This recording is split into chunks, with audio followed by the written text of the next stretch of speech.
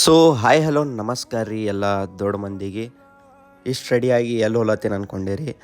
ನಮ್ಮದು college friend ಅವ ಊಟಕ್ಕೆ ಕರೆದಿನು ಅವ್ರ ಮನೆಗೆ. ಏನಂದ್ರೆ ಚಪಾತಿ ಮತ್ತು ಚಿಕನ್ ಸಾರು ಅಂತ ಅವನೇ ಖುದ್ದಾಗಿ ಪ್ರಿಪೇರ್ ಮಾಡೀನು. ಚಹಾ ಅದು ಕುಡ್ಕೊಂಡು ಎಲ್ಲರೇ ತಿರುಗಾಡ್ಬೇಕಂತ ಪ್ಲ್ಯಾನ್ ಮಾಡಿದೆವು.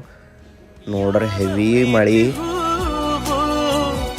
ಯಾರ ಹೃದಯದಲ್ಲರಳುವುದೋ, ಯಾರ ಪ್ರೇಮ ಪೂಜೆಗೆ ಮುಡಿಪೋ, ಯಾರು ಬಲ್ಲರೋ.